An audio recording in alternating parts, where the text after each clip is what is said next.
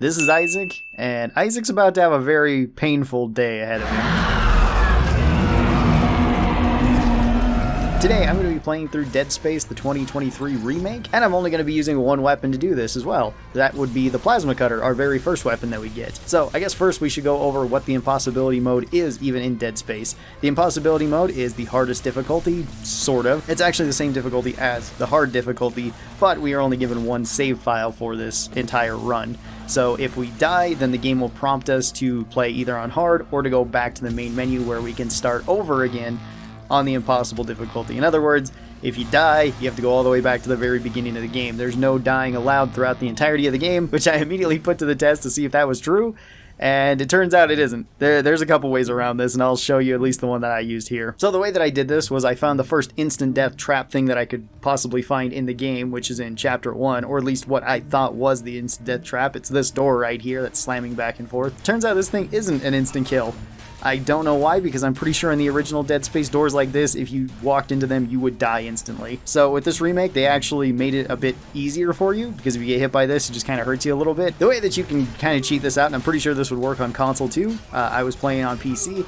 The way that I did this was die and then immediately Alt-Tab out to Task Manager and kill Dead Space. I was then able to reload my save from the impossible difficulty because the death animation had not gone all the way through. So with that out of the way, let's actually get into the game. We play as Isaac Clarke, an engineer who was sent here to fix the USG Ishimura, a giant mining rig. He volunteered for this because his girlfriend Nicole is here. She works on here as a doctor. And the first part of Dead Space is, well, crash landing into the building, getting inside there, and then finding out that it's mostly been abandoned. We're not entirely sure why, although we quickly find out why nobody's around. And then naturally, Isaac has to go on an adventure fixing everything in the ship, because the entire ship is just falling apart.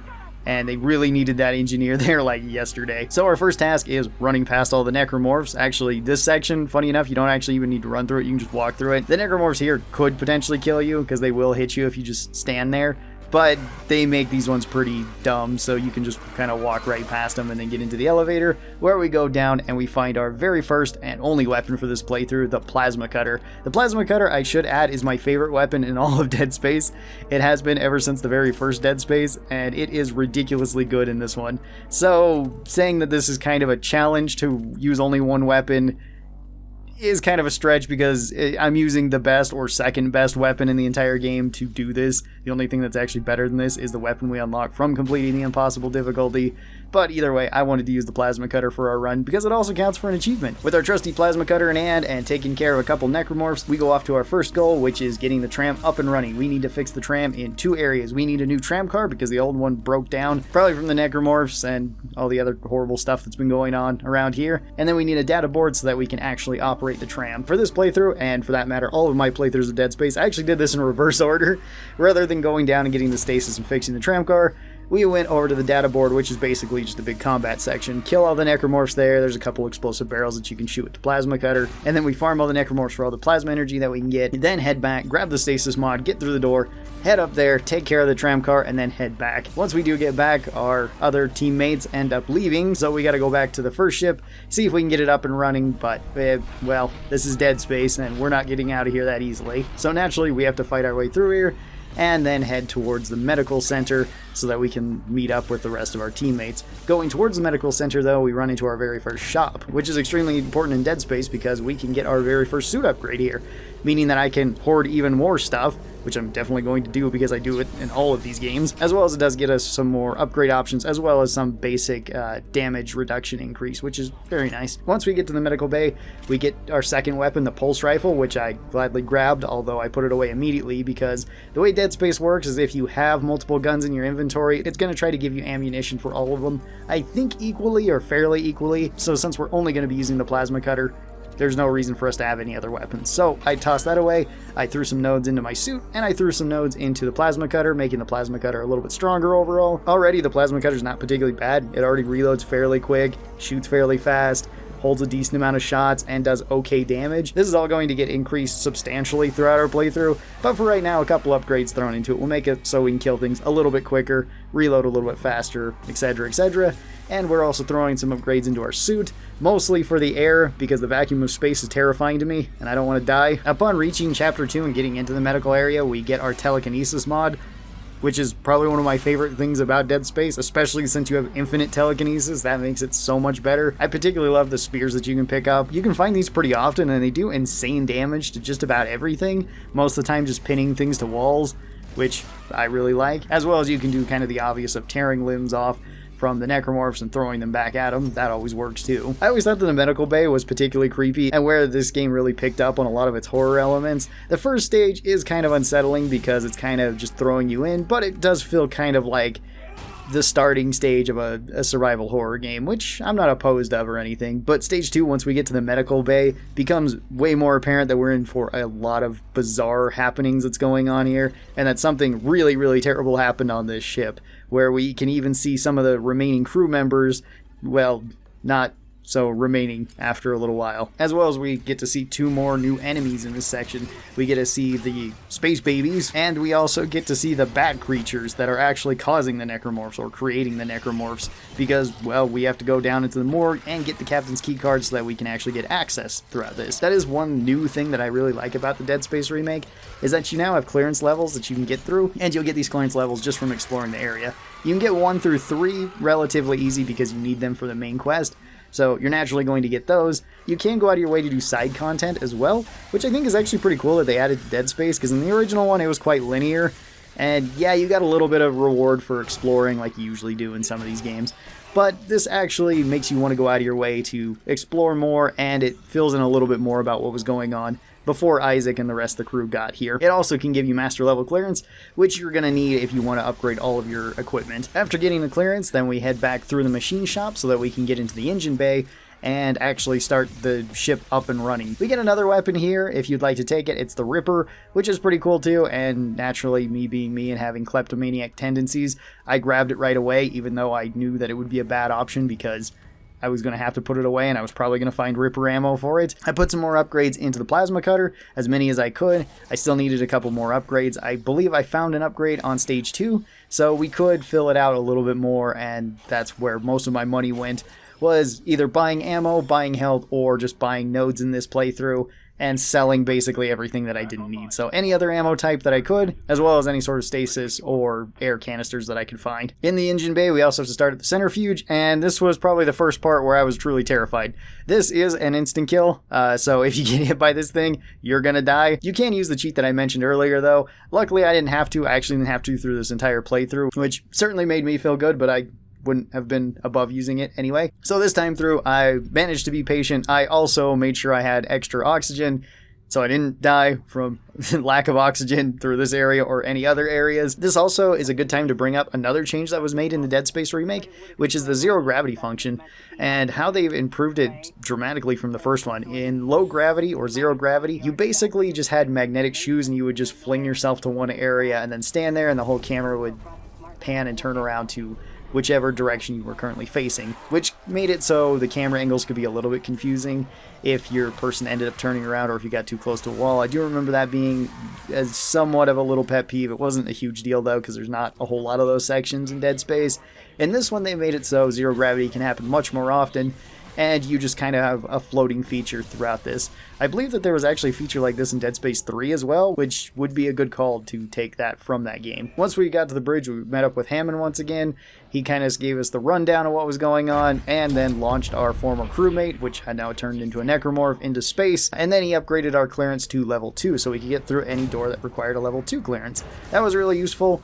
Turns out the first door didn't need any level of clearance though. A brute was going to smash it down, and this is a good time to bring up the brute. This was an enemy in the original Dead Space, and he fights the exact same way in this. Big, powerful enemy, very tanky, basically unkillable unless you hit them in the weak spots.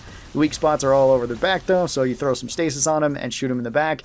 My plasma cutter absolutely ripped through him like he was nothing, as it's been ripping through basically everything for this playthrough. The plasma cutter is ridiculously strong for a starting weapon, just about in any game, let alone a survival horror game where generally your first weapon is not your most powerful weapon. But whatever, doesn't matter. Plasma cutter's awesome. Next up, we have to go throughout the ship. We have to go to the lower areas to reroute power from engineering so that we can have power heading up to the cannons, as well as turn off our water filter so we can also have power running to the cannons. And then, of course, we do have to align the cannons. Aligning the cannons is pretty fun. I like that this was added into the game and that this just wasn't turned into a turret section like the original game, which I didn't hate. I thought the turret section was actually serviceable.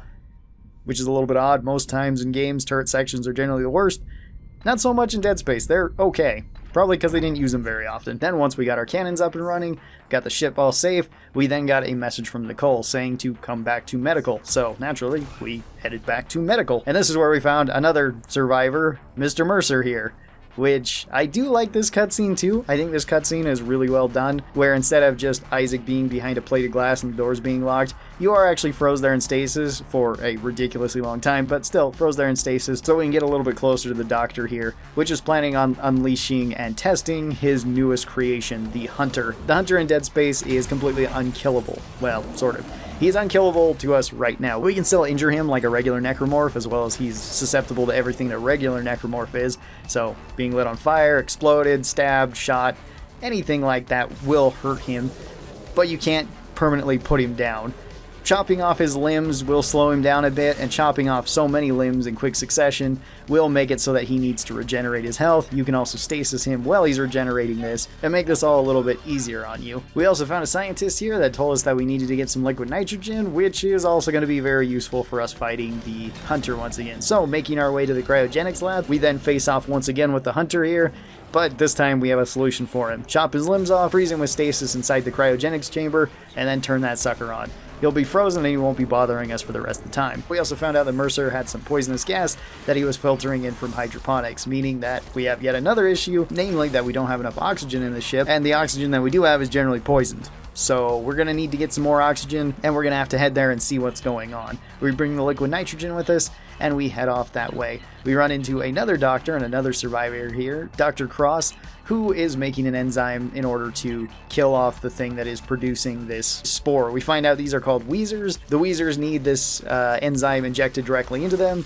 which I think is another cool addition to Dead Space, because in the original one, you just could shoot the Wheezers and they would die. The Wheezers are breathing for the Leviathan, which has locked itself in food storage and eaten all the food, which, I mean, kind of bummer that we don't get any space food, but I think Isaac has other things to worry about at the moment. So naturally, like everything in this game, I did this completely out of order. I think you need to stab 7 or 8 of these Wheezers in the head. Originally, they want you to take care of the first couple, but I ran ahead, did a few of them, did them out of order, and had to run back and forth a couple of times. Either way, everything got stabbed in the head, and we made the area generally safer overall for everyone. Except for the Necromorphs, of course. Necromorphs got hurt a lot. They got hurt a lot in this area. My plasma cutter has been getting insanely strong with these upgrades. I think I was only missing one more upgrade component, so I could upgrade it further at this part, which we were going to get just in a couple chapters, because, of course, this being the starting weapon, it gets upgrades faster than just about every other weapon, as well as we were upgrading our suit.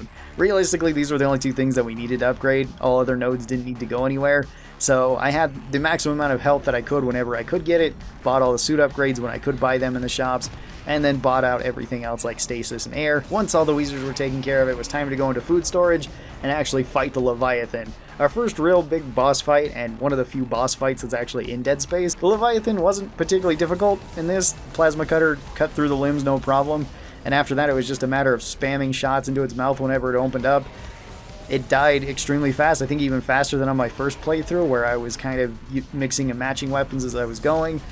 With this one just focusing only on the plasma cutter, we had no problems taking care of it. Naturally, after taking care of the Leviathan, we had to go to the mining decks so that we could actually, well, mine some stuff. Or at least that was my goal. Turns out we didn't actually need to go down there and mine. We had to get a distress beacon so we could launch into space so that somebody would come and get us. And we met up with Nicole. She made it a little bit easier on us so that we could actually get all of this up and running so we could get to the distress beacon and send it. But naturally something else had to happen before rescue would actually come, and we don't actually have our comms up. So Isaac has to go over here and do a puzzle so that we can solve this. This puzzle actually took me a little while to do the very first time I played the game, because I didn't understand how the lines were actually matching up and where they needed to go. I was here for like 15 or 20 minutes longer than I ever needed to be. But luckily this time we got it done, and that opens up the comms, which also reveals that the Leviathan is still stuck to the ship. Isaac has to go out there and kill it, because nobody else is going to do anything on the ship if it isn't Isaac doing everything.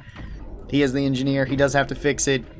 Makes sense, lore-wise and job-wise, I guess. The second Leviathan fight here I also didn't find particularly difficult. Just go from one area to the next, use the cannon to fire at the weak spots until it opens up, drift back and forth, and you'll basically dodge almost every attack. As well as by this point in the game, I had massed so much ammo and healing that it didn't really matter. I would have to get hit in a reasonable amount of times, in order to fail at just about any point that wasn't an insta-kill part. Our distress beacon got hurt, as well as our pod that Hammond had launched earlier with our Necromorph crewmate in it, and this entire ship full of armed, trained military that's bringing nukes to destroy us all. Couldn't fight one single Necromorph. The thing that Isaac has been killing regularly, who is important to note, has not had any sort of military training, at least at this point in the game. He is just an engineer. He is just a guy. Just a guy with one of the best weapons in the entire game. One of the best weapons in sci-fi history, but still, just a guy. So we board their ship, kill a bunch of the Necromorphs. We get another new Necromorph here, which is really cool. These are the Twitchers. These guys are very creepy. They're very quick. Turns out if you have like the force gun, you kill them incredibly easy because it tears the flesh off of them, but also it triggers their stasis mod, so you can kill them super quick. For this, I was just using the plasma cutter. Like I said, I was only going to use the plasma cutter, and it still worked just fine. Just a little bit of a pro tip there. Force gun is really strong against these guys. And this next part was also one of the parts that really kind of stressed me out during this playthrough. And that is getting aboard and getting the singularity core and making sure you don't shoot the explosive guy in the nuke room. That's very important. Don't shoot the explosive guy in the nuke room, because I died that way the other time. I'm actually remembering 2 other ways that I died on my first playthrough, and they were both in this ship. I died once because a wall ate me, and I got stuck inside of a lightning area. I couldn't get out of the wall, so I slowly died from that. And the second one was setting off the nukes. I feel like that one will be a normal death for a lot of people, though. Just simply not expecting the nuke to blow up. So, we threw the nuke out into space, and Hammond sacrificed himself, honestly in a much better way than he did in the original game. In the original game, Hammond died pretty unceremoniously, which is kind of a bummer, because Hammond seemed like an interesting character, and once you found out the entire story of it, he just seemed like a reasonable guy that was just trying to survive, similar to Isaac. And I think they did a much better job here, where it's very clear that he's under the effects more so than some of the other crewmates from the marker. And he goes out in a much better fashion with our singularity core in hand and head back into the Ishimura, talking to Dr. Kine of all people, the same guy who killed the captain. I haven't really mentioned him yet because he's not really all that important. But yeah, he killed the captain of the ship and he has our escape out of here. So we got to bring that singularity core to the actual ship. But first up, we have to find Mercer, and we once again have to fight his hunter. We have this large area that we get to fight in. I really like the area that we get to fight because it's basically just a big rectangle with a side room.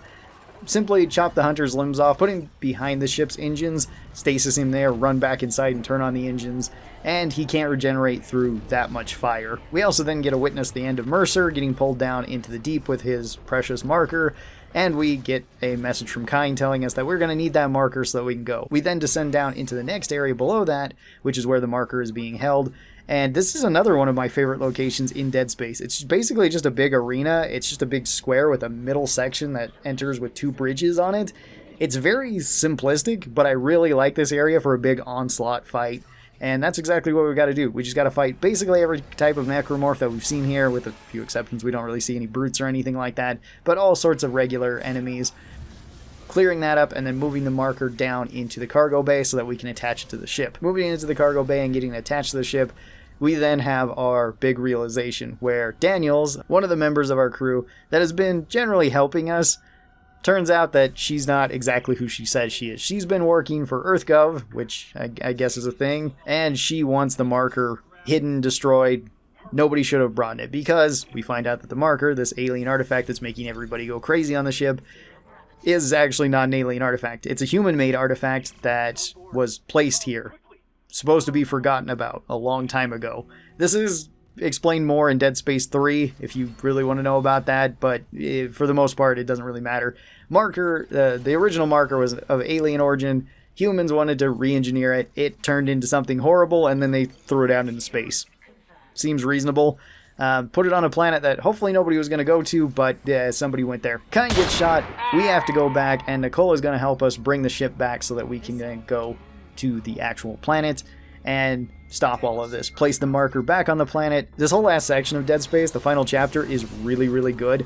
I really like it. It's basically just one big fighting area after another. Go through one section, kill a bunch of Necromorphs, move the marker around, do some, I wouldn't even say they're puzzles, just do a couple things, flip a few switches, move the marker to the next area, so on and so forth. For each room following, there's more and more enemies, there's stronger enemies, there's just every type of enemy in this as well. There's exploder guys, there's little babies, there's the standard Necromorphs, there's the tougher Necromorphs, there's the Twitchers, there's at least one brute in this, even some of the guys on the walls that you gotta kill. You're just chopping your way through all of this, leading your way up to the very end. And then you can place the marker on its pedestal, being rid of this curse.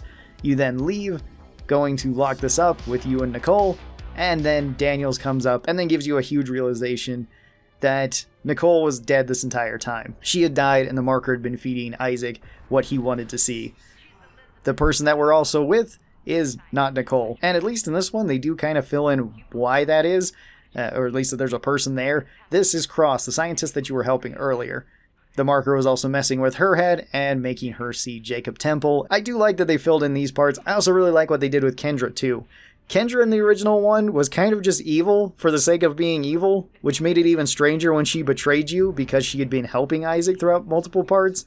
And at least in this one, she had a job to do and she was going to use Isaac for it, but didn't really have any bad intentions towards Isaac. Wasn't actively trying to get him killed because he was still very useful to her, and it seemed like she actually liked him, which does make her character a lot better in the first one, and kind of makes her death scene here at the end rather tragic, as well as I do like the addition of Cross being in this, and the marker brainwashing you thinking that she is Nicole, and you are Jacob. Now we've got a big boss fight to actually fight the Hive Mind. I remember the Hive Mind wasn't that difficult in the original Dead Space. They did change it up a bit. It's still not incredibly difficult. This isn't a super difficult boss fight to actually do. Just shoot it in the weak spots that are glowing.